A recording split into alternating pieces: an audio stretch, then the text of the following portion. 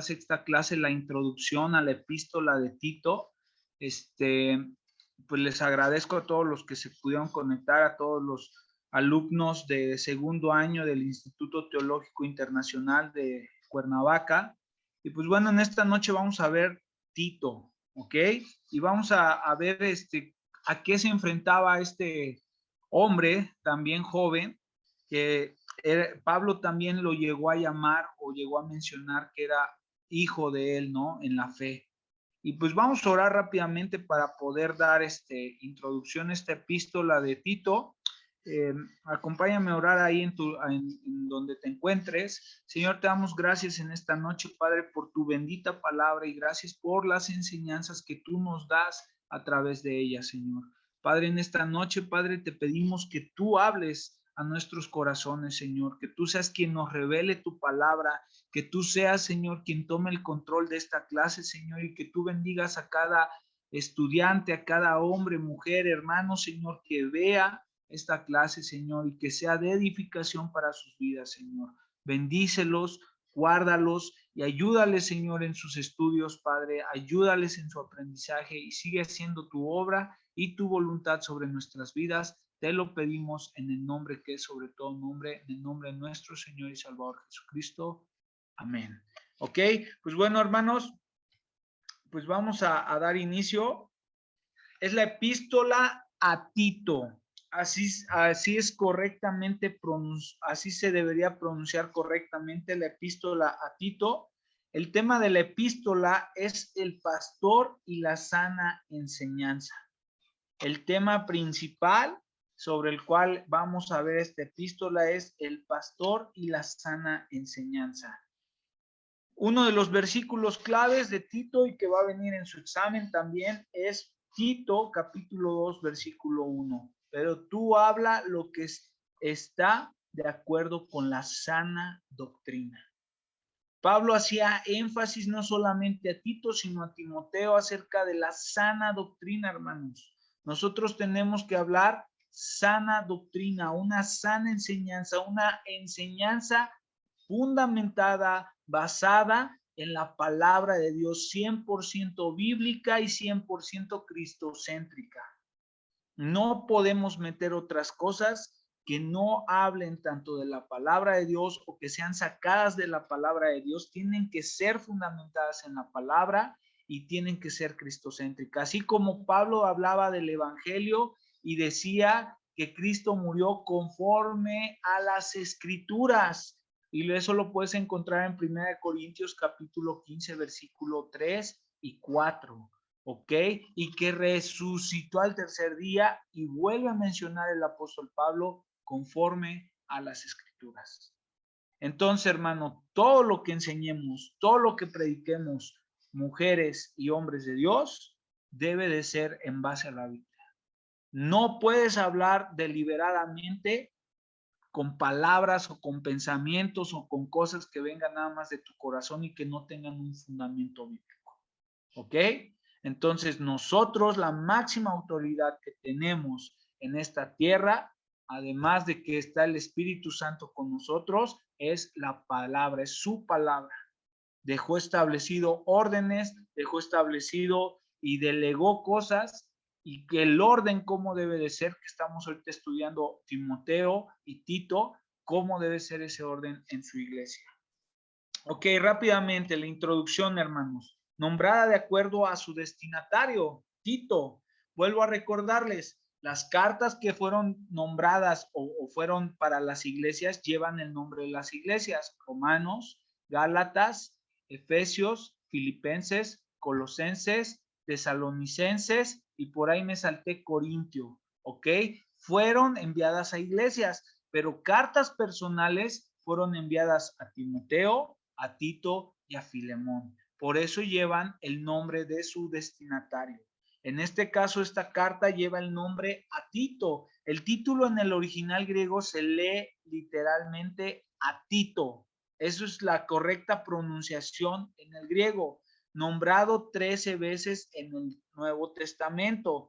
Tenemos algunos versículos, igual si quieren tomar capturas también, mencionado 9 veces en 2 de Corintios, sobre todo Tito, llevó las cartas a los corintios, hermanos. Por eso es mencionado en la carta de los corintios. Esto debido a su relación con la iglesia de Corintio durante el tercer viaje misionero de Pablo.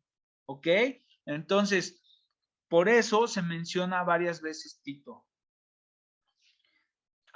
Cuando empezamos a ver la introducción de estas epístolas pastorales, la introducción a las epístolas pastorales, veíamos algunos argumentos que había de gente que decía que Pablo no escribió o que ellos no creían que las epístolas pastorales habían sido escritas por Pablo. Pues bueno, hermanos, aquí tenemos evidencia bíblica de Corintio, de otra epístola, segunda de Corintios, que nos habla y menciona acerca de la relación que Pablo tenía con Tito.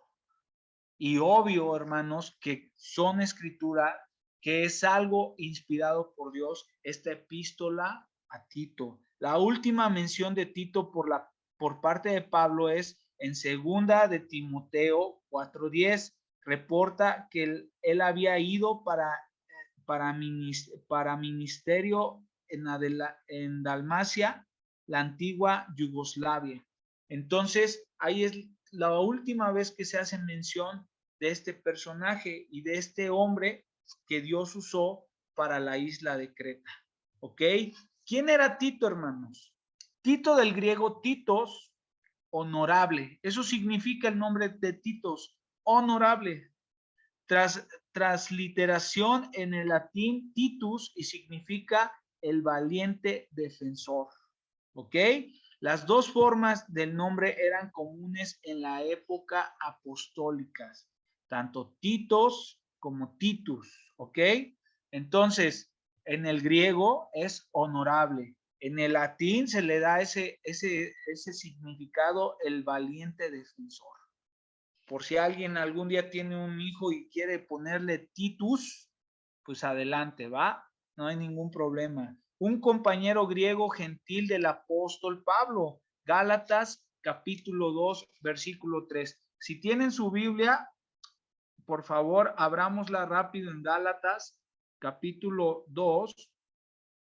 Acérquense su Biblia, hermanos, por favor. Gálatas capítulo 2, ¿ok? Versículo 3. Y dice, mas ni aun Tito, que estaba conmigo con todo y ser griego, fue obligado a circuncidarse. Ok, aquí hace mención el apóstol Pablo de Tito, que era un griego gentil, perdón, un compañero griego gentil del apóstol Pablo, que pudo haber sido llevado a la fe en Cristo por Pablo, ¿no? Eso lo habla en Tito capítulo 1, versículo 4, antes o durante el primer viaje misionero del apóstol. El apóstol Pablo le llamó a Tito verdadero hijo en la común fe. Por eso también les decía hace rato que empezábamos a ver esta introducción de Tito, Pablo también le llegó a mencionar que era un hijo suyo en la fe. La verdad, yo me hubiera sentido muy, pues la verdad, muy contento, muy alegre escuchar de un hombre como lo fue el apóstol Pablo, que te llamara hijo en la fe. Imagínate, no solamente quería decir que eras un creyente en Cristo, sino que él sabía lo que cómo te había preparado y cómo les había enseñado. Por eso, hermanos, antier que vimos la introducción a segunda de Timoteo, pues Pablo ya no le da más referencias acerca de los falsos maestros a Timoteo, porque ya se lo había dado en primera de Timoteo y aparte ya le había enseñado, él sabía quiénes mandaba. Timoteo y Tito, les vuelvo a repetir y es pregunta de examen, son delegados apostólicos. No eran cualquier persona, era gente que el mismo apóstol había instruido, había discipulado. Él sabía a quiénes mandaba. No mandaba a cualquier hermano o hermana o a cualquier hijo de vecina que a lo mejor ni preparado estaba, que a lo mejor era un neófito. Él mandaba a sus dos mejores hombres. y a lo mejor pudo haber tenido más, pero la palabra de Dios ya solamente nos deja ver a Timoteo y a Tito, que son los delegados apostólicos. No eran simples pastores, ellos tenían un cargo aún más fuerte, que era delegados apostólicos, era gente en la cual el apóstol sabía lo que iban a hacer y para qué estaban preparados ellos. No eran cualquier hermano, ¿no? Entonces quiero que tomen en cuenta eso. Y por eso Pablo les decía, hijos en la fe, ¿no? A Tito, verdadero hijo en la común fe, así le mencionaba. Tito, al igual que Timoteo, se habían convertido en un amado discípulo, ¿no? Ahí viene, ahorita vamos a leerlo en Tito 1:4, y colaborador del evangelio. Así los veía el apóstol Pablo. Es en 2 de Corintios donde Pablo se refiere a él como a mi hermano Tito, ¿ok? No solamente como ese hijo, no solamente como esa persona que Pablo discipuló e instruyó, sino también lo veía como ese hermano en la fe y mi compañero y colaborador. Ahí vienen los versículos, hermanos. Igual, si los quieres leer con calma, adelante. Aún el libro de los Hechos no hace mención de Tito, es muy probable que haya participado en las actividades misioneras de Pablo, tal como se muestra en las epístolas paulinas. Lo que les mencionaba, Gálatas lo menciona, Corintios lo menciona y todavía tiene una carta dirigida a Tito. ¿Ok? Tito sirvió con Pablo tanto en el segundo como en el tercer viaje misionero. Es evidente que los Gálatas lo conocían, lo leímos hace rato, Gálatas capítulo 2, versículos del 1 al 3, ahí hace Pablo mención de este hombre, posiblemente el primer viaje misionero a esa región. Le fue confiada la tarea de entregar la severa carta de Pablo a los Corintios, que fue 2 de Corintios, y solucionar los problemas en la iglesia de ese lugar. Perdón, Tito muy probablemente entregó las dos cartas, Primera y Segunda de Corintios. Porque Primera de Corintios, si quien ya la leyó, Pablo no está hablando blandito, ¿ok? De hecho, a mí me impresiona cuando ejerce un juicio Pablo, o más bien ve la actitud de un joven, Primera de Corintios capítulo 5, de un joven que se había metido con la mujer de su padre. Y de hecho ahí vuelve a hacer vuelve a ejercer la misma disciplina. El tal se ha entregado a Satanás, así como con Timoteo, en primera de Timoteo capítulo 1, versículos del 18 en adelante. Vuelve Pablo a ejercer esa misma disciplina. Y él tenía esa autoridad. Ahora, esa palabra entregado a Satanás, hermanos, para los que ya vieron esa clase, no significa que Pablo en realidad se lo estuviera entregando al diablo, así para que el diablo lo torturara y lo hiciera sufrir y se arrepintiera. No, sino que, ¿sabes qué? No, ya no tienes relación con la iglesia, vete al mundo, o sea, regrésate allá y a ver cómo te va y el Señor ha de tratar contigo. Eso es, o sea, casi que Pablo ya no lo reconocía como miembro de la iglesia. Seguimos, hermanos. La genuina preocupación de Tito por los corintios y su trato ecuánime para con ellos, que viene en 2 de Corintios, sin duda contribuyeron a su éxito, algo que le informó personalmente el apóstol Pablo, que lo esperaba ansioso en Macedonia. Ahí mismo, en esos pasajes, nos da esa evidencia bíblica. Según la tradición de la iglesia, Tito fue el primer obispo de Creta. Recuerden, hermanos, y bueno, si no han visto esa clase tampoco, Primera de Timoteo en el capítulo 3, la palabra obispo en la Biblia, si tú encuentras tanto obispo como pastor o anciano, es lo mismo, hermanos. Y esa palabra episcopos significa supervisor. Un pastor es un supervisor y los pastores están solamente el cargo de pastor. ¿Qué tienen que ejercer los pastores? Enseñar y gobernar, hermanos, la iglesia. Esa es la misión del pastor.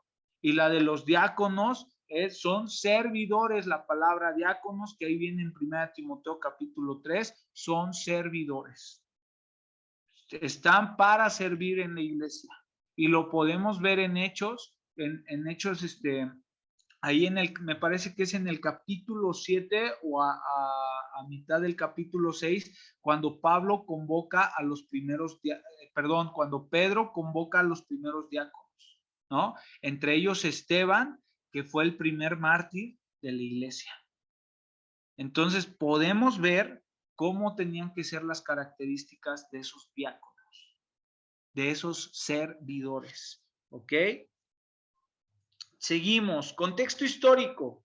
Escrita entre el 62 al 64 después de Cristo, mientras Pablo ministraba a la iglesia en Macedonia, entre su primer y segundo encarcelamiento romano. Ahora, hermanos, se cree que Pablo, se los vuelvo a repetir, lo vimos, esto para quien vea la introducción a segunda de Timoteo, se cree que Pablo tuvo 2 encarcelamientos. El primero lo menciona en Hechos, alcanza a darnos destellos de que fue un encarcelamiento, ahora sí que fue un encarcelamiento en una casa, ¿no? Y el segundo lo menciona ahí mismo en segunda de Timoteo, al finalizar la epístola, cuando ya está en una mazmorra, cuando ya está en cadenas, de hecho hace mención de sus cadenas, y cuando ya está próximo a ser ejecutado el apóstol Pablo y se lo expresa a su hijo en la fe, Timoteo. Entonces, muy probablemente el apóstol Pablo tuvo 2 encarcelamientos, ¿ok? En el primero escribió, obvio, las cartas, lo que fueron las cartas pretorias, que entre ellas me parece que vienen tanto filipenses como otras, y habla también de ese encarcelamiento, pero tenía un poco más de facilidad de poder hablar y conversar con algunos hermanos. En el segundo encarcelamiento, quien ya vio esa película, hay una película que se llama Pablo, igual en Netflix yo vi que estaba, no sé si la puedan ver o si ya la vieron. Quien estuvo con él en ese segundo encarcelamiento fue Lucas, el doctor personal de Pablo y quien escribió el Evangelio de Lucas. Él fue quien estuvo ante ese segundo encarcelamiento, ¿ok?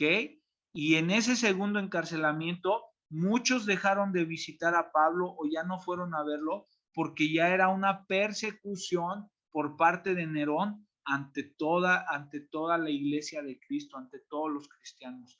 Muchos por miedo ya no visitaron a Pablo. Mientras Pablo ministraba en la iglesia de Macedonia, entre su primer y segundo encarcelamiento romano, desde Corintio o desde Nicópolis, ¿ok? Tito ministró durante un periodo de tiempo con Pablo en la iglesia de Creta. Fue dejado atrás para continuar y fortalecer la obra. Eso viene en Tito 1:5. Después de que Artemas o Tíquico llegaron para dirigir el ministerio ahí, Pablo quería que Tito se le uniera en la ciudad de Nicópolis, en la provincia de Acaya, en Grecia, y se quedara a lo largo del invierno. Eso viene en Tito capítulo 3, versículo 12. Hermanos, ahora como dato y recordatorio, Primera de Timoteo y Tito son cartas contemporáneas que fueron escritas en el mismo tiempo, ¿ok? Entonces, son cartas que fueron escritas en ese mismo lapso de tiempo, y Segunda de Timoteo fue escrita mucho después, ya cuando Pablo iba a ser ejecutado, ¿ok? Por eso le escribe de esta forma a Tito. Ya no se despide ni nada en esta carta, sino Pablo todavía está con la esperanza y sabía que lo iba a volver a ver. Y también en Primera de Timoteo, así queda con Timoteo, para que tengan ese dato ahí presente, ¿vale? Tito estaba familiarizado con los judaizantes, falsos maestros en la iglesia, quienes, entre otras cosas, insistían en que todos los cristianos, gentiles como también judíos, estaban bajo la autoridad de la ley mosaica. Volvemos a ver aquí la misma situación y la misma problemática, hermanos. Un espíritu de religiosidad, el cual el Señor no había pedido. Y de hecho, Pablo da cátedra en sus cartas, sobre todo en Gálatas, cuando también le llama la atención ahí a Pedro, de que, pues, oye, Pedro, no estamos aquí para judaizar, ¿no? El Señor no había llamado para judaizar, sino para evangelizar. De manera muy parecida como dejó Pablo a Timoteo en Éfeso, ¿ok? Primera Timoteo, capítulo 1, versículo 3, mientras que él iba a Macedonia, dejó a Tito para continuar la obra en la iglesia de Creta. Y ahorita vamos a ver más o menos dónde estaba o se ubicaba Creta. Es probable que le escribiera a Tito en respuesta a una carta de Tito a un reporte de Creta. ¿Ok? Esta epístola de Tito muy probablemente fue una contestación del apóstol Pablo a un reporte que ya Tito le había dado o le había mandado a Pablo acerca de los cretenses. Ok, hermanos, Creta. Creta es una isla y vamos a ver aquí, Creta, una de las islas más grandes del mar Mediterráneo, midiendo 256 kilómetros de largo por 56 kilómetros en su punto más ancho, encontrándose al sur del mar Egeo. Y aquí podemos ver, ahí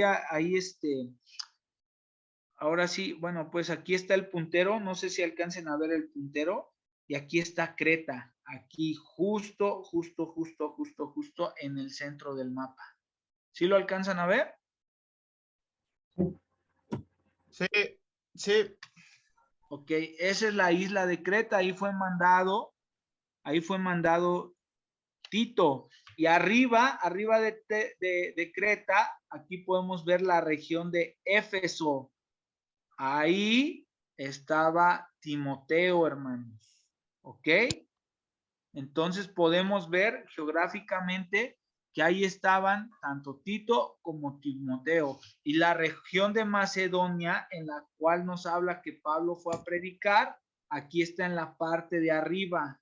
No sé si alcanzan a ver el puntero. En la parte amarilla, es una región ahí que la pintaron de color amarillo, donde está Berea, Larisa,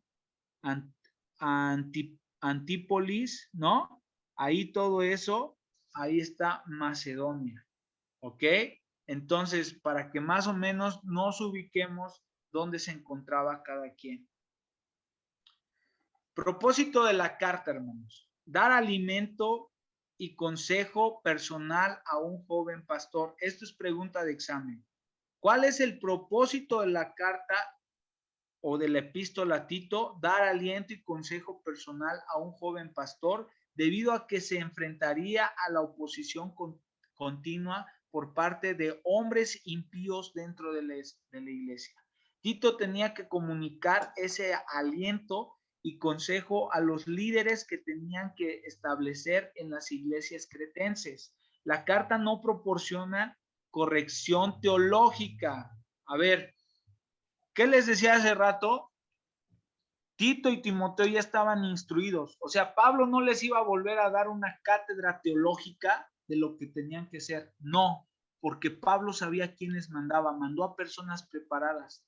Por eso las cartas no están, por eso muchos estudiosos que están errados, y disculpen la palabra, porque así se debe considerar, dicen, no, es que Pablo no pudo haber escrito porque no les mandó o no les dio una cátedra teológica como en las otras epístolas a las iglesias. No, hermanos, porque ellos ya estaban instruidos, porque ellos ya tenían ese conocimiento y Pablo no tenía que volver a instruirlos de nuevo. Por eso son cartas personales, dándoles solamente instrucciones generales y algunas específicas del manejo o del cuidado de hermanos o del culto de adoración público. Entonces, por eso dice, la carta no proporciona corrección teológica, ¿ok? pudiendo ser un fuerte indicador de que Pablo también tenía confianza en la preparación doctrinal de la mayoría de los miembros de la iglesia ahí, a pesar del hecho de que la mayoría de ellos eran nuevos creyentes. Pablo también sabía que esos hermanos habían dado frutos y su vida estaba reflejando aquella sana doctrina que se les había predicado. Ok, doctrinas que esta epístola afirma e incluye. 1. La elección soberana de Dios de creyentes. Ahí viene Tito, capítulo 1, versos del 1 al 2. Su gracia salvadora. También menciona acerca de la gracia salvadora de nuestro Señor. ¿Ok? Tito, capítulo 2, versículo 11 y Tito, capítulo 3, versículo 5. La deidad y segunda venida de Cristo. Tito capítulo 2, versículo 13, la expiación sustituta de Cristo, Tito 2:14, y la regeneración y renovación de creyentes por el Espíritu Santo. Hermanos, esto es importantísimo y de hecho vamos a ver ese pasaje. Les voy a mandar también otro pasaje. Van a ser 2 pasajes bíblicos por epístola que van a venir en su examen. Los de Timoteo me parece que ya se los di, vienen en las clases, pero aún así les voy a mandar captura por WhatsApp de cuáles van a ser esos pasajes para que los estudien. ¿Ok? Seguimos. La epístola hace referencia a Dios y a Cristo como Salvador. ¿Ok? El plan salvador es tan enfatizado en Tito, capítulo 2, del verso 11 al 14. Con base a estos 2 puntos, el enfoque principal de la epístola es el preparar a las iglesias de Creta para el evangelismo eficaz. ¿Cuál era el propósito? ¿Ok? De la epístola es el preparar a las iglesias de Creta para el evangelismo eficaz. La preparación requería líderes piadosos que no solo pastorearan a los creyentes bajo su cuidado, sino que también prepararan a esos cristianos para evangelizar a sus vecinos paganos, quienes habían sido caracterizados por uno de sus propios compatriotas como mentirosos, malas bestias y glotones ociosos. ¿Cómo? Chécate, un compatriota, una misma persona cretense, ¿cómo se expresaba de sus paisanos, por así decirlo? ¿Cómo se expresaba de esos ciudadanos o de aquellos con los cuales él compartió o estuvo ahí viviendo, teniendo un diario vivir con ellos? ¿Cómo consideraba a sus compatriotas? Como mentirosos, malas bestias, glotones ociosos. Así los consideraban a los cretenses. Un mismo cretense consideraba a sus compatriotas, a los cretenses, de esa forma. ¿Te imaginarás cómo era esa gente? Esta preparación primordial para el evangelismo era vivir entre ellos mismos con el testimonio irreprochable de una vida justa, amorosa, no egoísta y piadosa, en un marcado contraste de la vida desenfrenada de los falsos maestros. En pocas palabras, hermanos, como decía el Señor Jesús, que tu luz, o sea, la luz que el Señor emite en nuestros corazones, a Cristo en nuestro corazón tenemos que reflejarlo con nuestra vida, con nuestros hechos. Cuando nos dice que nosotros que somos luminarias, que tenemos que llevar esa luz que el Señor nos ha dado, que somos la sal también de este mundo, tenemos que reflejar a Cristo en nuestras vidas. Y esa era la misión de Tito, que tenía que discipular, tenía que levantar líderes y esos líderes preparar a gente para evangelizar. ¿Y cuál era lo primero? Recuerda, hermano, la mejor evangelización que uno puede tener comienza desde su testimonio. Desde su testimonio. Podrás hablar bien, padre, podrás ser un orador excelente, pero si no tienes un testimonio que respalde lo que tú estás hablando, eso se va a caer. De que se cae porque se cae, se va a caer, hermanos. ¿Cómo está tu vida? Por eso, hermanos, primordialmente tenemos que hacer las cosas que corresponden primero. Si el Señor ya estableció que tienes, anoche lo veíamos, ¿no? Con 1 Timoteo, cuando cerramos ahí en el capítulo 5, tu familia. O sea, tienes que ver por tu familia. 1 Timoteo capítulo 3, cuando le dice al obispo que él tiene que ver por su casa, que si no tienen sujeción a sus hijos, ¿cómo va a gobernar la iglesia? Entonces, el Señor ha establecido un orden, hermanos, y nosotros tenemos que seguirlo. ¿Y cómo empezar a dar ese testimonio? Empezando desde las partes primordiales o desde lo que el Señor ya ha establecido. Tu relación con Dios, palabra y oración, tu familia, y después de eso, tu trabajo, y hasta el último, hermanos, discúlpenme si algunos no están de acuerdo conmigo en eso, pues bueno, si tienes un ministerio en la iglesia, pues atiéndelo, el Señor te ha de dar ese tiempo. Pero si tú no estás bien con el Señor en tu relación personal, o no va a estar bien en tu familia, en tu casa, y no va a estar bien en tu trabajo, y mucho menos va a estar bien en tu ministerio.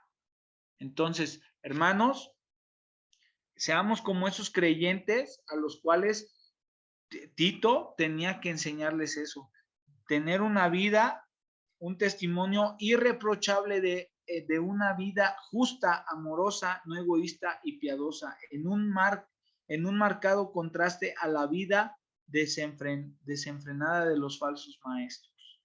¿Cómo se conducía en referencia a las autoridades gubernamentales? Y los incrédulos también eran crucial para su testimonio. Entonces, el testimonio es fundamental y lo recalca esta epístola. La epístola también nos habla de temas como las obras, ¿ok? Recuerden, no por obras para que nadie se gloríe. Las obras solamente son una señal de una verdadera fe, de tu verdadero estilo de vida por amor a Cristo Jesús. Así lo dice Santiago, muéstrame tu fe sin obras y yo te muestro mi fe con obras. ¿Ok? Entonces, ¿qué quiere decir? Las obras solamente son fruto de nuestra fe, de nuestra convicción verdadera en Cristo Jesús. ¿Ok? Si yo creo en Cristo y me está diciendo su palabra que ame a mi esposa, si yo creo en Cristo y me está diciendo que vea por mis hijos, si yo creo en Cristo y me está diciendo que sea un hombre temeroso de Dios y que guarde sus mandamientos, pues se va a ver reflejado en mi vida. Eso solamente son frutos, las obras son frutos de una verdadera fe. Fe y doctrina sana. ¿Ok? Eso también nos habla. Una fe sana, una doctrina sana. Si hay una doctrina sana, va a haber una verdadera fe. Y va a haber verdaderas personas que amen y crean en el Señor, hermanos. Les digo una cosa, no importa si tienes una iglesia o si el Señor te mandó una misión donde hay 5 personas o 10 personas y tú dices, es que yo veo otros lados y está lleno, ¿no? Pero también ve lo que predican a veces en otros lados. Tú trata de predicar la sana doctrina y aunque sean 5 o 10, el Señor va a bendecir esas vidas. La salvación también nos habla ahí en Tito y son estos 3 puntos. La epístola también habla de estos temas, ¿no? Las obras, la fe y la doctrina sana y la salvación. Retos de interpretación, hermanos. Los hijos en el Tito capítulo 1:6, ¿son simplemente fieles o son creyentes? Entonces, ¿cómo deben de ser los hijos de un cristiano? ¿Cómo deben de ser los hijos que están bajo un hogar cristiano? ¿Fieles o son creyentes? 2. ¿Cuál es la esperanza bienaventurada del Tito capítulo 2 versículo 13? ¿Ok? Bueno, esto anteriormente, aquí es, bueno, ya les había dejado 2 tareas que viene en 1 Timoteo capítulo 3 versículo 16, después la de 2 de Timoteo, que tienen que leer toda la epístola, les dejé por ahí una pregunta y por favor comuníquenle a sus compañeros que por favor me contesten solamente estas simples 2 preguntas en Tito. Entonces, es una tarea por epístola, ¿va? ¿Sí me escucharon, hermanos? Bueno, ¿siguen ahí? Sí, hermano. Ok, Sí, entonces, profe. esta es la tarea para Tito. Solamente son esas dos preguntas. ¿Ok? Entonces, contéstenme la 1, esas dos opciones, y la 2, ¿cuál es la esperanza bienaventurada de Tito 2:13? ¿Va? Eso se queda de tarea. Entonces, es una tarea por epístola y tienen hasta el 3 de septiembre para entregarme su tarea. ¿Va? Ok. Epístola a Tito. Anteriormente habíamos, o más bien se hicieron secciones y vienen de la siguiente manera. 1, personajes principales de la epístola. Esto lo vamos a ver ahorita en el capítulo 1, versos del 1 al 4. Características y propósitos de los ancianos. Vienen del 5 al 9 en el capítulo 1. 3, los creyentes rebeldes deben ser reprendidos. También viene ahí en ese capítulo 1. 4, los cristianos y la doctrina, ¿ok? En el capítulo 2, versos del 1 al 10, la maravillosa gracia de Dios, capítulo 2, versículos del 11 al 15, y por último, conducta del cristiano ante las autoridades, ¿ok? Que viene en el capítulo 3, del verso 1 al 8. Hoy vamos a procurar ver solamente, vamos a tratar de abarcar el capítulo 1, hermanos. Nos vamos a ir rápido para que puedan irse a dormir tranquilos y puedan descansar. Epístola a Tito, hermanos. Introducción. Capítulo 1, versos del 1 al 4, vamos a ver personajes principales de la epístola, tareas de Tito, ahí del verso 5 al 16, características y propósitos de los ancianos. Esto se desglosa en A, designar nuevos líderes, y sobre todo el tercer punto, los creyentes rebeldes deben de ser reprendidos, ¿ok? Confrontar a los líderes corruptos. Pablo, no solamente en Éfeso, sino también en Creta, le decía a su hijo en la fe, a Tito, que tenía que hacer estas cosas. Confróntalos. Y el día de hoy, hermanos, también nosotros nos es una ordenanza y es algo que también nos está diciendo que apuntemos, que por favor digamos cuando hay apostasía en una iglesia. No nos quedemos callados tampoco, hermanos. ¿Ok? Introducción. Personajes principales de la epístola. Vamos a Tito, capítulo 1, versículos del 1 al 4. Pablo, siervo de Dios y apóstol de Jesucristo, conforme a la fe de los escogidos de Dios y el conocimiento de la verdad que es según la piedad, en la esperanza de la vida eterna, la cual Dios, que no miente, prometió desde antes del principio de los siglos, y a su debido tiempo manifestó su palabra por medio de la predicación que me fue encomendada por mandato de Dios nuestro Salvador. A Tito, verdadero hijo en la común fe. Gracia, misericordia y paz de Dios Padre y del Señor Jesucristo nuestro Salvador. En su salutación a Tito se presenta a sí mismo como el esclavo de más baja categoría en tiempos del Nuevo Testamento, como siervo o como mensajero enviado por Dios a una misión especial. De hecho, el nombre de Pablo, hermanos, significa pequeño, ¿ok?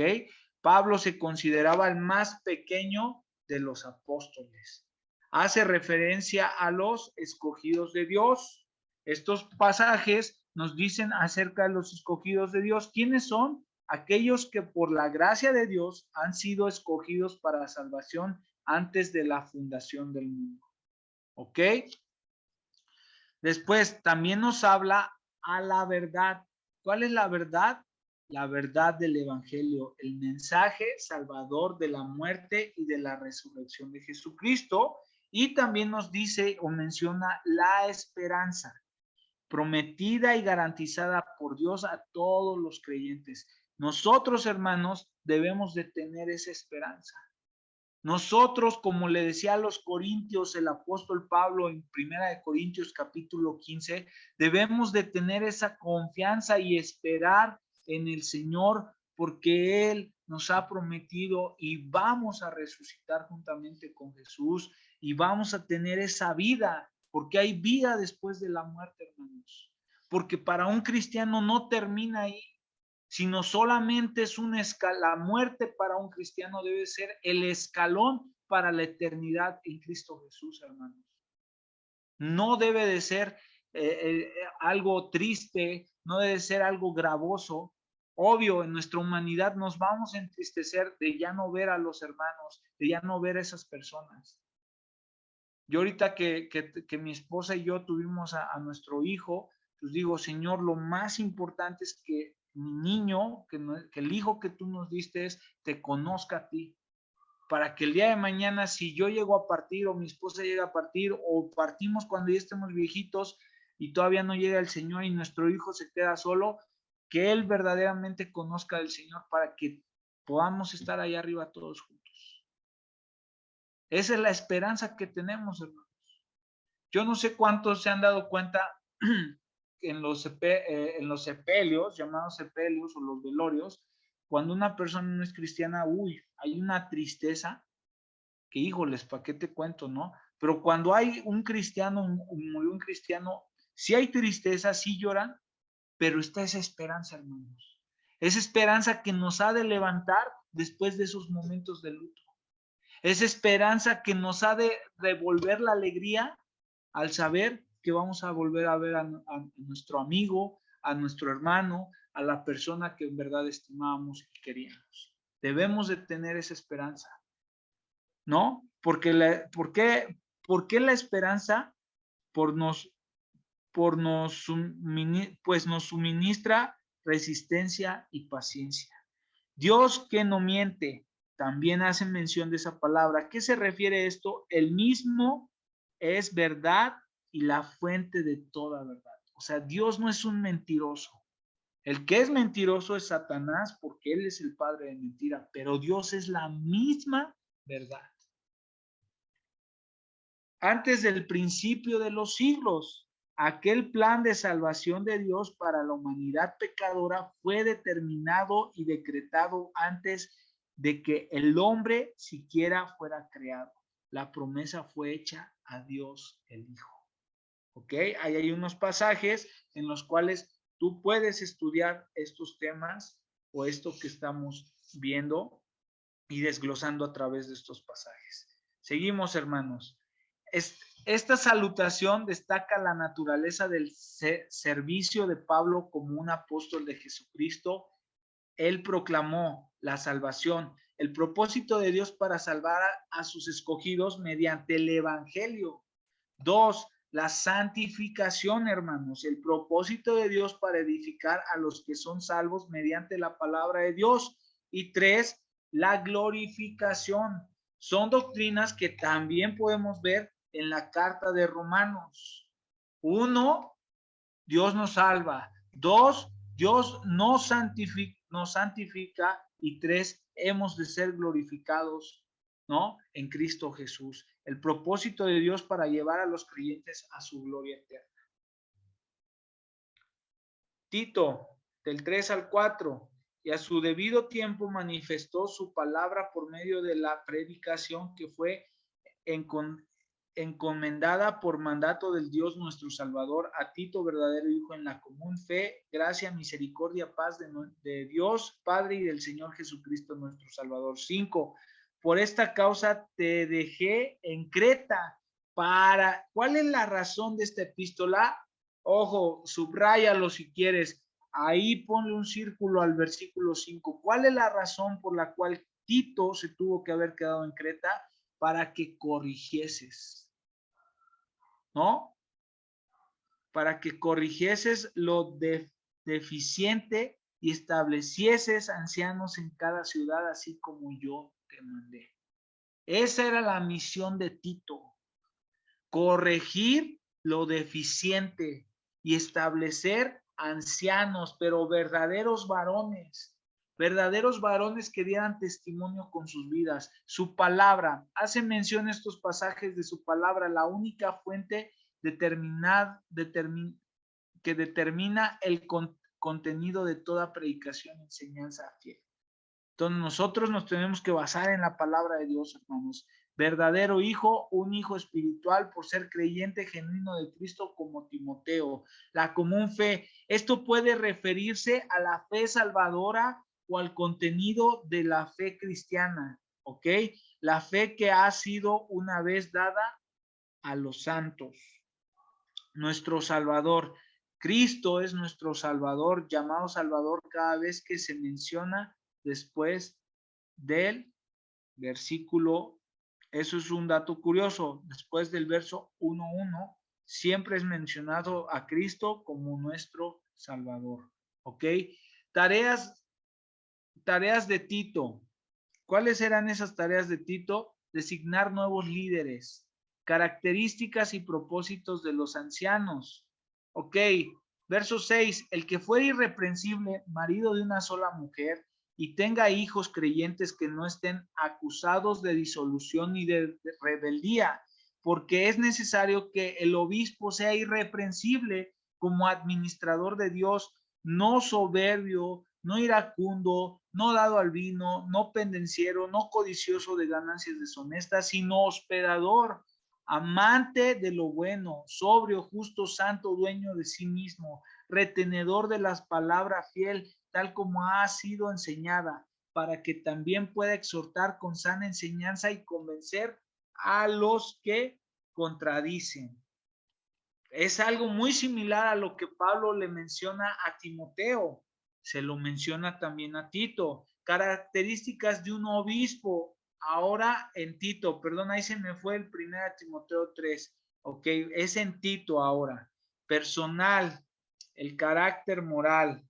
Hogareña, administración doméstica, religiosa, madurez cristiana, social, testimonio con los incrédulos. Ok, aquí vamos a estudiar, hermanos, cuáles vimos en 1 Timoteo capítulo 3 y cuáles se repiten con Tito. Es algo curioso, hermanos, que la maldad del hombre, de verdad, brota por cualquier lado, ¿no? Son los mismos problemas, son las mismas situaciones, a lo mejor hay una que otra diferente, pero por lo regular es lo mismo, hermano. Es lo mismo, es que en tal iglesia hay hermanos chismosos y hay mucho chisme, igual en todas las iglesias. No hay iglesia perfecta, hermanos, de verdad. Hasta que el Señor venga y entonces sí, aviente la cizaña, haga un lado la cizaña y aparte el trigo, hasta entonces, hermanos, va a haber una iglesia perfecta. Pero por el momento tenemos que orar por los hermanos, tenemos que ser de bendición, tanto en exhortación como en estar orando por ellos, por los miembros de la iglesia a la cual asistimos, ¿no? Sobre todo si eres un diácono, si eres un servidor. 1 Timoteo capítulo 3, irreprensible. Tito 2, ¿no? Irreprensible. Anepileptos, alguien que no puede ser asido, acusado verazmente, de buena reputación. Marido de una sola mujer, también lo menciona con Timoteo. Y los que no han visto esa clase, solamente déjame mencionarte que esto se refiere a una pureza moral y sexual del varón. Consagrarse del todo a nuestras esposas o a su esposa, manteniendo nuestra devoción, afecto y pureza sexual en pensamiento como en acción.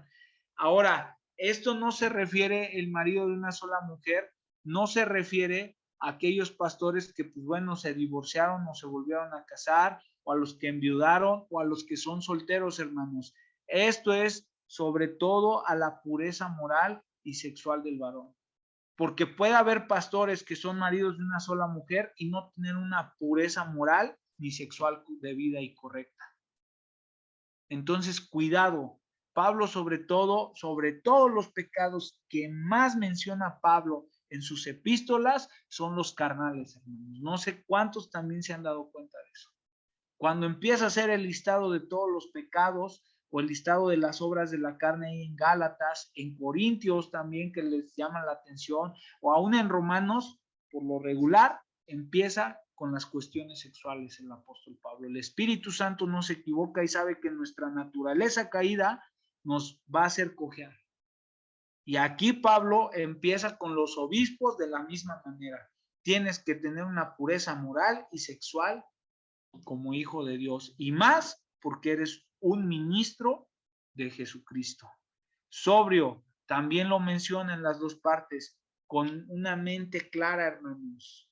Alguien que no está divagando, alguien que no está buscando moros con tranchetes donde no lo hay, sino tiene una mente clara totalmente por la palabra de Dios y puede saber o decir o actuar de una manera correcta, prudente. Eso solamente se lo menciona a Timoteo, a Tito no lo menciona, pero sí va englobado con todas las características que le dice en esta epístola. Una persona que posee autocontrol y juicio sano. Otra palabra que no viene con Tito, que no menciona Pablo, es decoroso, ordenado, de buena conducta y con prioridades en su vida. Hospedador, sí lo menciona en las dos epístolas. Su hogar debe estar abierto para que todos puedan ver su carácter espiritual.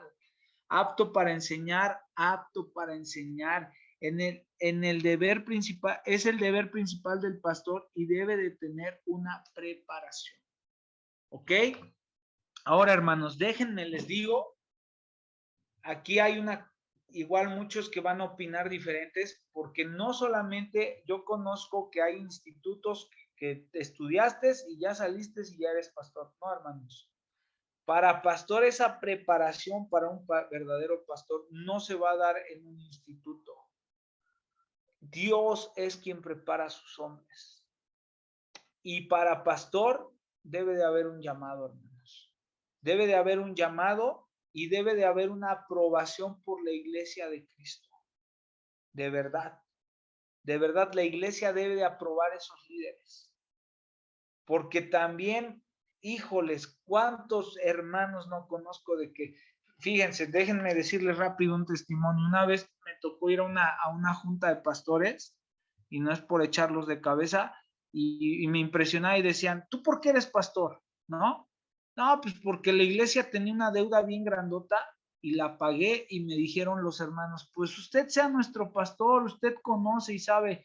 Hermanos, ese brother, como a los 2, 3 meses de que dio esa respuesta, se lanzó de candidato político. O sea, no tenía un llamado como pastor. No había un llamado verdadero. Por eso debe de haber un llamado por parte del Señor.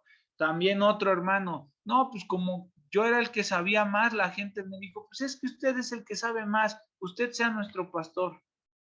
Y ni se discipulaba, nada más se iba a los congresos, a los congresos, a los congresos, y no se discipulaba el hermano, no se metía a estudiar la palabra de Dios. Si hay un llamado, hermanos, como pastor, ese pastor Dios lo va a preparar, y Dios prepara y capacita a sus gentes. Y no podemos decir que no, porque muchísima evidencia tenemos en la Biblia. ¿Quieres que te mencione desde quién? Desde Abraham, desde Noé, con Moisés, con David, con Gedeón, con los jueces. El Señor capacita a su varón, el Señor capacita a su siervo. Y no por haber estudiado en un instituto, qué bueno que tengas el conocimiento, pero tal vez no tienes el carácter y mucho menos tengas el llamado. No por eso ya va a ser pastor, no, hermanos. Debe de haber un llamado verdadero y confirmado por Dios y por su iglesia. Eso es algo que se los dejo, hermanos, que debe de tener un verdadero pastor. Entonces, en Tito también se menciona, y en Timoteo no lo menciona, no soberbio, ¿ok? Era el liderazgo combinado con la función específica de predicar y enseñar. Ok, no iracundo, perdón, ahí se me fueron se me enredaron. Bueno, no soberbio, no debe ser una persona soberbia. Sobre todo los soberbios eran aquellos falsos maestros. Y déjame y te digo que sí, en verdad los falsos son soberbios. No iracundo. Santiago dice en Santiago capítulo 1, versículo 19, todo hombre sea pronto para oír, tardo para hablar y tardo para irarse. Un hombre de Dios debe ser pronto para oír y no debe dejar que su mente se nuble con pensamientos o ideas erróneas que lo puedan hacer caer en una ira, ¿ok?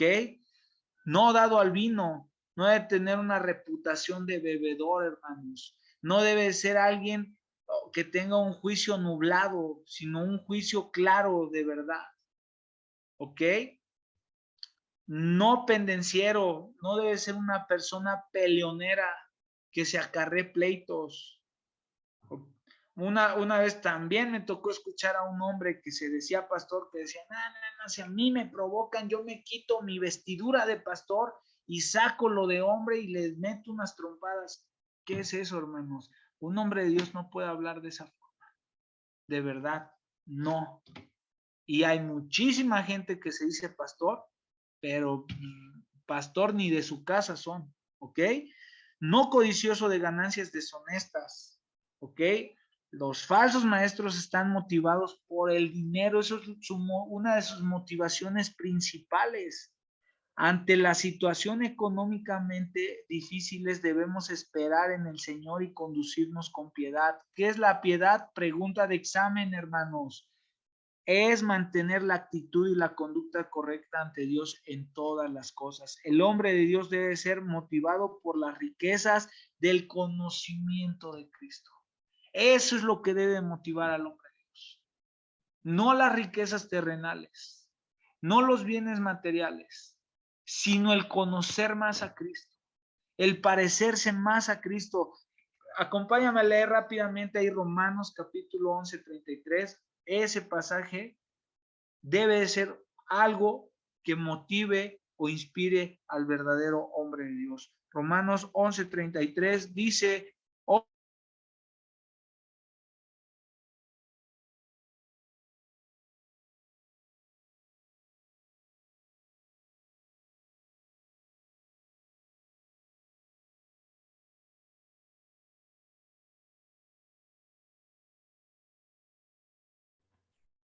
su sabiduría y de la ciencia.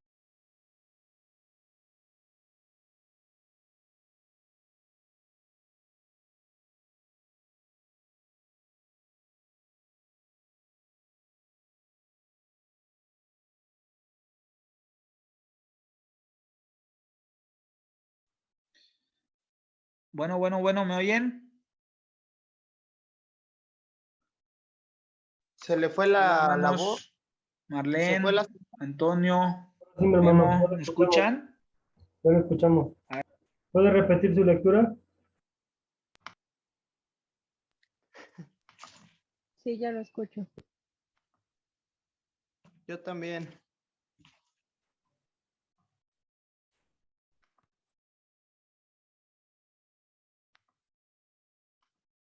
Hola, hermanos, ¿ya me oyen?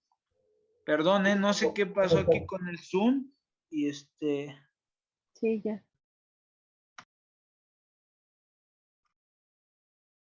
hey, perdón, ahí está grabando. Bueno, ok, 1, 2, 3, 4, 5, ok. Vamos a Romanos, capítulo 11, versículo 33, ¿lo tenemos? ¿Sí me están escuchando? Sí, El hombre, el varón de Dios, vamos a leer, ¿qué es lo que debe de anhelar el varón de Dios, el verdadero hombre de Dios? El obispo, el siervo de Dios, dice en Romanos, oh profundidad de las riquezas, de la sabiduría y de la ciencia de Dios, cuán insondables son sus juicios e inescrutables sus caminos. Eso es lo que debe anhelar el verdadero hombre de Dios. No esas riquezas materiales o económicas. Debe de anhelar el parecerse más a Cristo, el conocer más a Cristo, el saber quién es ese Dios todopoderoso.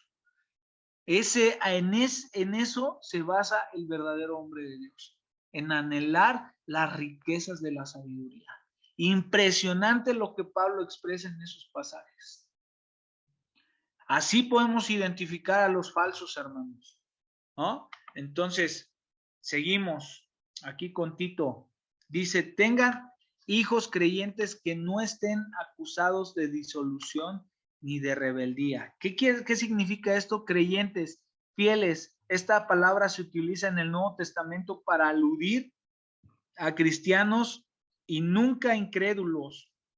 Por eso se refiere a hijos que tengan fe salvadora en Cristo y reflejen esto en su conducta.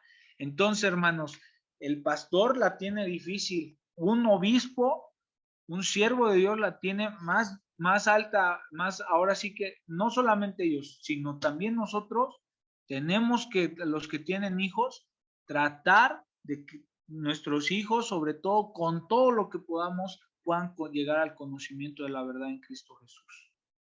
Pero mucho más el pastor, porque él lo tiene que demostrar a la iglesia, a la congregación a la cual dirige. El obispo sea irreprensible como administrador de Dios, alguien que maneja las propiedades de otro para el bienestar de los seres queridos de su superior, persona que administra verdades espirituales y vive en representación de Dios mismo, por lo cual debe rendirle cuentas a él. ¿Ok?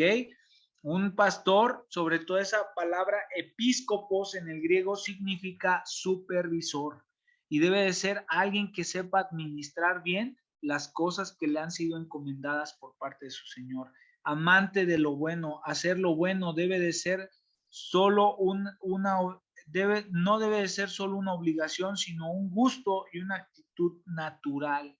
Debe de ser algo que salga de su propia ya naturaleza como un renacido en Cristo Jesús, como alguien que ha nacido de nuevo. Justo al hablar de sobriedad, una persona requerirá consigo misma, y ahora puede que el obispo sea equilibrado con demás, no atropellando a otros.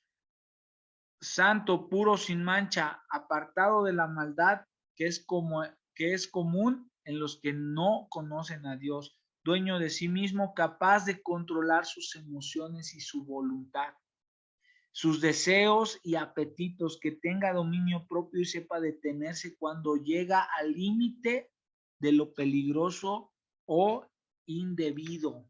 Entonces, debe de cumplir estas características aquellos hombres que Tito había de poner: retenedor de las palabras, fiel tal como la ha sido enseñada, para que también pueda exhortar con sana enseñanza y convencer a los que contradicen. La palabra fiel, la doctrina bíblica sana, no solo debe de ser enseñada, sino también acatada con convicción profunda, o sea, refléjala. Si vas a predicar algo es porque lo estás viviendo, ¿ok? Exhorta y convencer de la enseñanza y la defensa fiel de las escrituras, que alienta a la piedad y confronta el pecado y el error. Eso es exhortar y convencer, enseñar y una defensa fiel de las escrituras, hermanos. ¿Ok? 3, rápidamente ya para terminar el capítulo 1. Los creyentes rebeldes deben de ser reprendidos. ¿Ok? Confrontar a los líderes corruptos. Tito capítulo 1, versículos del 15 o del 10 al 16. Porque hay aún muchos contumaces, habladores de vanidades y engañadores, mayormente de la circuncisión, a los cuales es preciso tapar la boca, que trastornan casas enteras, enseñando por ganancia deshonesta lo que no conviene. Uno de ellos, su propio profeta, dijo: los cretenses siempre mentirosos, malas bestias, glotones, ociosos. Este testimonio es verdadero, por tanto, repréndelos para que sean sanos en la fe, no atendiendo a fábulas judaicas. De nuevo podemos ver que en Creta había judaizantes, como lo había en Éfeso. Y el día de hoy también, hermanos. Lamentable que muchos hermanos no han entendido que no tenemos ya que circuncidarnos, no tenemos que volvernos a la ley, hermanos. La gracia vivimos bajo el tiempo de la gracia. ¿Qué tenemos que hacer? Vivir en Cristo Jesús, tener una vida que en verdad refleje a Cristo en nuestros corazones. De nada sirve volver al cumplimiento de la ley, porque por la ley, hermanos, no vamos a ser salvos. La ley solamente nos da a demostrar el pecado que hay en nosotros. Una vez comprendido eso, entrégale tu vida a Cristo y vive una vida en amor, en gratitud, ya no por miedo. Antes lo hacían por ley, lo hacían la ley por miedo, por temor. Pero ahora ya no lo hacemos por eso, lo hacemos por gratitud, por amor a nuestro Señor, porque Él nos ha salvado de la muerte. ¿Ok? Entonces, cuidado, porque aquí también los judaizantes estaban, ahora sí que latentes, ahí golpeando a la iglesia. Ni mandamientos de hombres que se apartan de la verdad. ¿Quiénes también levantaban los mandamientos de hombres cuando el Señor Jesucristo en los evangelios compartía y hablaba a las personas? Los fariseos, los religiosos, mandamientos de hombres. Tus discípulos, ¿por qué tus discípulos no se lavan las manos? ¿No? Ese era un mandamiento de hombres, obvio que sí es saludable que te laves las manos, más ahorita con el COVID, pero tus hermanos, había otras cosas que ellos quebrantaban que pesaban más en lo espiritual. Entonces, cuidado, hermanos, ¿no? Que caigamos en estas conductas lamentables de estos falsos. Todas las cosas son puras para los puros, mas para los corrompidos e incrédulos nada es puro, pues a su mente y su conciencia están corrompidas. La mente y la conciencia juegan un papel fundamental. De hecho, Pablo menciona en 1 Timoteo que los falsos maestros tienen cauterizada la conciencia. ¿Qué es esa palabra cauterizada? Cuando tú te quemas la mano o cuando tú te haces una cortada así grande y vuelve a sellar tu piel ya no vuelve a tener la misma sensibilidad que tenía antes. Se le ha hecho un callo o se ha engrosado y ya no tiene esa sensibilidad, está cauterizada. Entonces estos hombres habían perdido su conciencia, ya no eran sensibles a esa conciencia, ya podían divagar y hacer las cosas sin tener pena ya de nada, ya las justificaban y no es así, hermanos. El pecado es pecado aquí en China, ¿ok? Entonces cuidado con eso, la conciencia sobre todo. Incrédulo, la mente y la conciencia son algo que nos ayudan a poder discernir lo que es malo. Aguas, de verdad. El Espíritu Santo a veces usa o habla nuestras conciencias para que tengas cuidado. Hasta ahí. No te pases de ahí. Pon límites. 15. Si nos quedamos ahí, 16. Profesan conocer a Dios, pero con los hechos lo niegan, siendo abominables y rebeldes, reprobados en cuanto a toda buena obra. Características de los falsos maestros, hermanos. Rápidamente, contumaces, abundaban y se oponían a la autoridad apostólica de Pablo, incluso durante su ministerio. Engañadores, engañan a muchos a pesar de las vacías enseñanzas de los rebeldes. ¿Ok? La circuncisión, eran judíos que nuevamente, hermanos, circuncídate para que seas hijo de Abraham. No somos hijos de Abraham en carne, hermanos. Somos hijos de Abraham en la fe que él mismo tuvo. Nosotros la debemos de manifestar en nuestro diario vivir. Entonces, judíos que enseñaban que la salvación requería el corte físico de la circuncisión. De hecho, en Romanos capítulo 2, vamos a Romanos capítulo 2, acompáñame ahí en tu Biblia. Romanos capítulo 2, versículos 28 y 29. Pablo lo explica claramente, ¿ok? Pues no es judío el que lo es exteriormente, ni la circuncisión la que se hace exteriormente en la carne, ¿ok? Sino es judío el que lo es en lo interior, y la circuncisión es la del corazón, hermanos.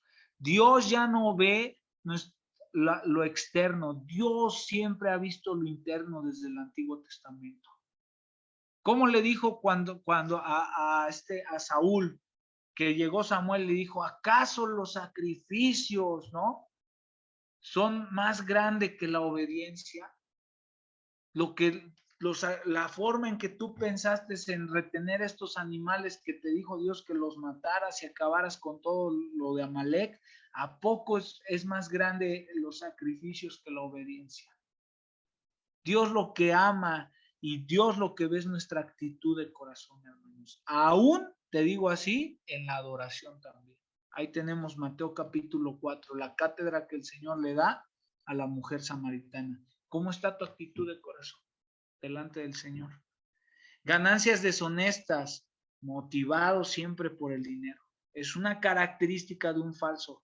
Fábulas judaicas y mandamientos de hombres. La mayoría de los maestros falsos eran judíos, hermanos.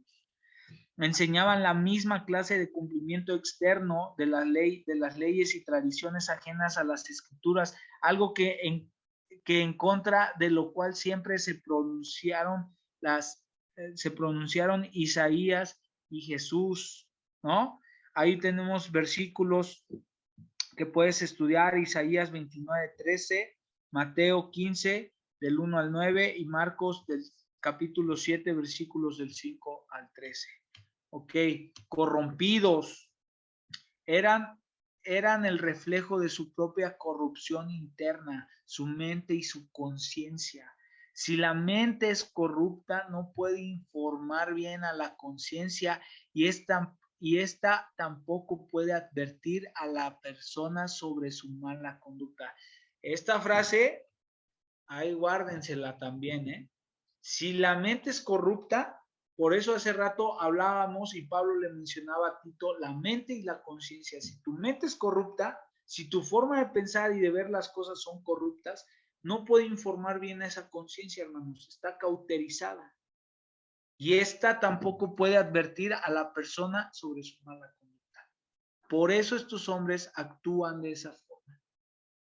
Profesan conocer a Dios, pero con los hechos lo niegan. Algunos de los maestros falsos de la iglesia no eran creyentes en absoluto. Tarde o temprano, incluso toda buena obra aparente de los incrédulos termina por traicionarlos, reprobados. No puede hacer una sola cosa que agrade a Dios. Los falsos maestros son corruptos tanto por dentro, su mente y su conciencia, como por fuera, reprobados en cuanto a toda buena obra. Viene un pasaje ahí en Mateo capítulo 7 del verso 15 al 16, muy similares a los que Timoteo tuvo que enfrentar en Éfeso. ¿Ok? ¿Cómo confrontar o reprenderlos a estos falsos maestros? Es preciso taparles la boca. Urgente hacerlos callar para que no sigan sembrando cizaña. Algunas maneras de hacerlo. ¿Cuáles son?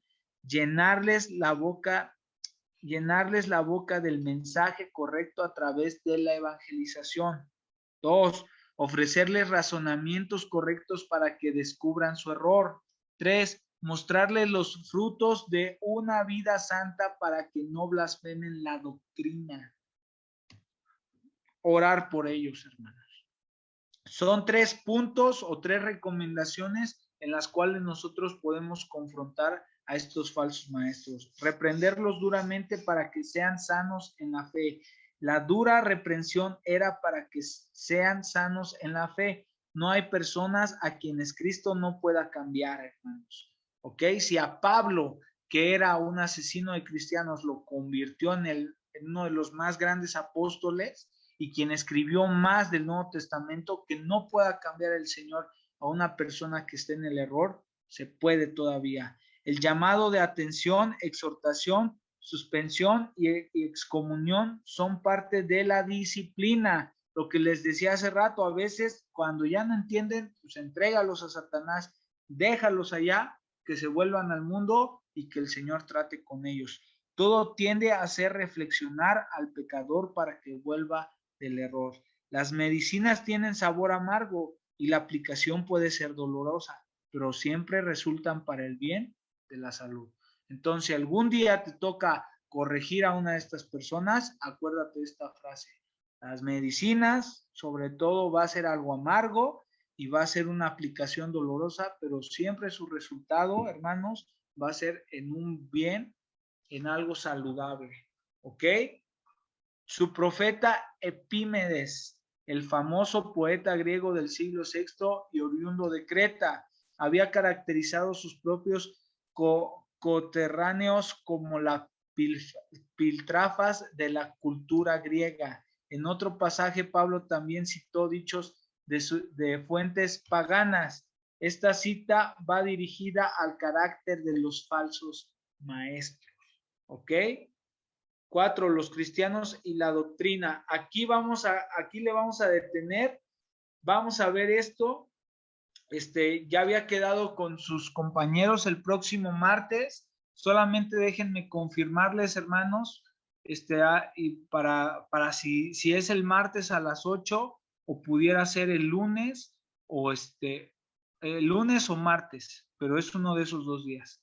Nada más déjenme ver en mi trabajo qué día puedo darles y terminar este capítulo 2 y capítulo 3 de Tito para concluir esta carta. Les pregunto, hermanos, ¿tienen tiempo para ver el video que les quiero pasar? Yo sí. ¿Sí? Hermano Antonio, ¿tienes tiempo o lo Hermano, de una vez no pasa nada. ¿Sí? Ok, pues bueno, vamos a ver un pequeño video que nos habla o nos da un resumen o un panorama de lo que es Tito. Entonces, se los voy a poner por ahí. A ver, déjenme nada más que se los comparto. Y terminamos y damos concluida la clase con esto. ¿Ok? Ok, hermanos. La epístola de Pablo a Tito. Tito era un griego seguidor de Jesús, quien durante años fue un... Rápidamente, ¿sí alcanzan a escuchar? Sí. Sí, sí, se escucha. Ok, entonces se los pongo ahí desde el principio. Ok, vámonos con esto. Tito era un griego seguidor de Jesús, quien durante años fue un confiable colaborador y compañero de viaje de Pablo. Él había ayudado a Pablo en varias situaciones críticas en el pasado, y en esta carta descubrimos que Pablo le había asignado la tarea de ir a Creta, una gran isla en la costa de Grecia, para restaurar el orden en una red de iglesias en las casas. La cultura cretense era conocida en el mundo antiguo. Una de las palabras griegas para mentiroso era cretizo, ser cretense. Estas personas eran infames por su traición y avaricia. La mayoría de los hombres en la isla habían servido como soldados mercenarios al mejor postor, y las ciudades de la isla eran conocidas por ser inseguras, plagadas de violencia y corrupción sexual. Sin embargo, la isla de Creta tenía muchos puertos estratégicos que servían a ciudades por todo el mar Mediterráneo en la antigüedad. Así que, desde la perspectiva de Pablo, Creta era el lugar perfecto para empezar una red de iglesias. Ahora, no conocemos los detalles, pero de alguna manera esas iglesias cayeron bajo la influencia de líderes cretenses corruptos. Ellos decían ser cristianos, pero estaban arruinando las iglesias. Por lo que Pablo encargó a Tito la tarea de ir allí y ordenar las cosas. Esta carta proveyó las instrucciones. Tiene un diseño bastante sencillo. Después de una breve introducción, Pablo le da a Tito instrucciones claras acerca de sus tareas en la iglesia. Después, le ofrece lineamientos acerca de una nueva clase de hogar y sobre la nueva humanidad que el Evangelio podría crear en esas comunidades cretenses. Después, Pablo cierra la carta con algunos saludos finales. Entonces, Pablo inicia la carta recordándole a Tito que su mensaje como apóstol es sobre la esperanza de la vida eterna. Esto es, la vida de la nueva creación que está disponible desde ahora a través de Jesús, el Mesías. Y esta esperanza fue prometida hace mucho tiempo por el Dios que no miente. Ahora, este pequeño comentario inicial introduce un tema importante que se encuentra en toda la carta. Uno de los problemas en las iglesias cretenses era que habían mezclado sus ideas sobre Jesús, el Dios cristiano, con sus ideas sobre los dioses griegos con los que crecieron, específicamente con Zeus, su dios principal. Los cretenses decían que Zeus nació en su isla y les encantaba contar historias y mitologías acerca del carácter corrupto de Zeus. Él seduciría a las mujeres y mentiría para salirse con la suya. Así que Pablo quiere ser muy claro. El Dios revelado a través de Jesús es totalmente diferente a Zeus. Sus rasgos de carácter principales son la fidelidad y la verdad, lo que significa que la manera de vivir cristiana también practicará la verdad, lo cual será un gran reto para estos cretenses. Pablo entonces encarga a Tito con una tarea en dos partes. Dice que lo primero será designar nuevos líderes para cada comunidad de iglesia, un equipo al que llama ancianos, esposos o padres maduros, cuya manera de vivir sea totalmente diferente a la cultura cretense. Ellos deben ser conocidos por su integridad, su devoción completa a Jesús, su dominio propio y su generosidad tanto en sus familias como en la comunidad en general. Y estos nuevos líderes deben enseñar las buenas nuevas acerca de Jesús y reemplazar a los líderes corruptos que necesitan ser confrontados. Esa es la segunda tarea de Tito. Pablo identifica a los falsos maestros como esos de la circuncisión. En otras palabras, ellos eran judíos étnicos cretenses que decían que seguían a Jesús, pero de manera similar a los problemas en Galacia, esta gente demandaba que los cristianos no judíos fuesen circuncidados y que siguieran las leyes de la Torá, si es que realmente querían convertirse en seguidores del Mesías judío. Pablo dice que ellos están obsesionados con los mitos judíos y mandamientos humanos, y además que solo están en los asuntos del liderazgo de la iglesia para hacer dinero. Así que Pablo, en un movimiento brillante, toma una cita de un antiguo poeta cretense, Epiménides, quien fue muy franco y honesto sobre el carácter de su propia gente.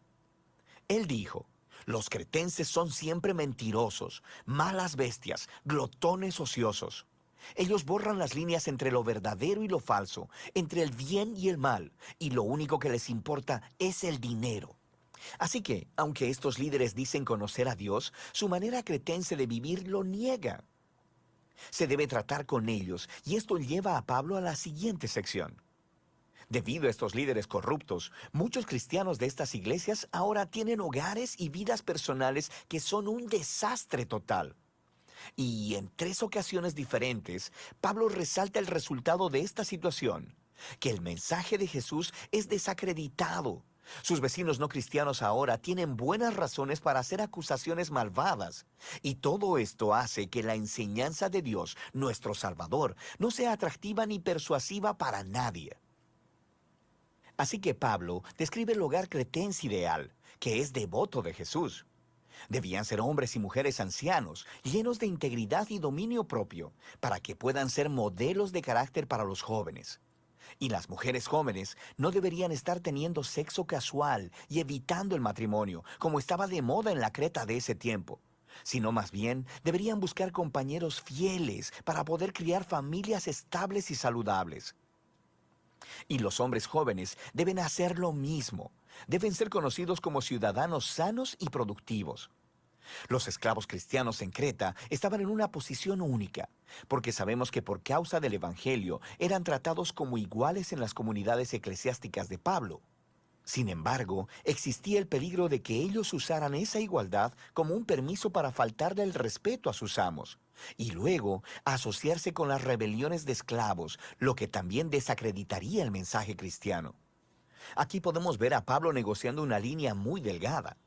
Él cree que el Evangelio de Jesús necesita demostrar su poder redentor en la plaza pública, si es que verdaderamente va a transformar la cultura cretense. Y eso no va a suceder a través de la agitación social o de que los cristianos se aíslen de la vida urbana.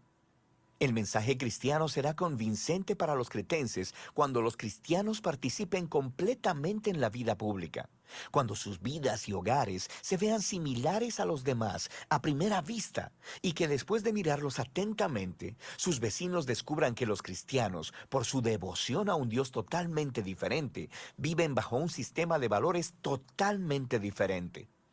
Y esa es la diferencia que Pablo resume de manera hermosa al final del capítulo 2. Él dice que el sistema de valores que motiva la manera cristiana de vivir es la gracia generosa de Dios, la cual se mostró en la persona de Jesús y que se mostrará de nuevo en su regreso. Esta gracia fue demostrada cuando Jesús entregó su honor para morir una muerte vergonzosa a favor de sus enemigos, para poder rescatarlos y redimirlos. Y esta es la misma gracia que llama al pueblo de Dios a decir no a las maneras corruptas de vivir, las cuales son inconsistentes con el amor generoso de Dios. Pablo luego pasa del hogar cristiano a una visión de los cristianos viviendo como nuevos humanos en la sociedad cretense. De toda la gente en Creta, los cristianos deben ser conocidos como los ciudadanos ideales, apacibles, generosos, obedientes a las autoridades, conocidos por buscar el bien común.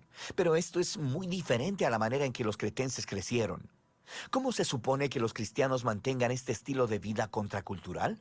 Y Pablo cree que la fuente de poder para esta manera de vivir es el amor transformador del Dios Trino que se anuncia en el Evangelio. Y entonces lo explica en un poema realmente hermoso. Él dice que la bondad y el amor de Dios son lo que nos salvó, a pesar de nosotros mismos, para que a través del Espíritu Santo Dios lavara, renaciera y renovara a las personas. Y a través de Jesús proveyera un camino para que ellas sean declaradas justas delante de Él. Todo esto nos da acceso a la vida eterna. Esto es, a un nuevo futuro en la nueva creación. Esta historia viva es tan poderosa que puede producir una nueva clase de personas. Pablo está convencido que la fidelidad a las enseñanzas de Jesús, empoderada por el Espíritu, demostrará la gracia de Dios por toda la isla de Creta y por todo el mundo. Pablo concluye prometiendo que enviará refuerzos a Tito, ya sea a Artemas o a Tíquico, y saluda a sus amigos en común. Y así termina la carta. La carta de Tito nos muestra la estrategia misionera de Pablo para que las iglesias se conviertan en agentes de transformación en sus comunidades. Esto no sucederá haciendo una guerra cultural o asimilando la manera cretense de vivir. Más bien, él llama a estos cristianos a participar sabiamente en la cultura cretense. Ellos necesitan rechazar lo que es corrupto, pero también abrazar lo que es bueno. Si ellos pueden aprender a vivir pacíficamente, dedicarse a Jesús y al bien común, los cristianos mostrarán la belleza del mensaje de nuestro Dios Salvador. Y de eso se trata la epístola a Tito.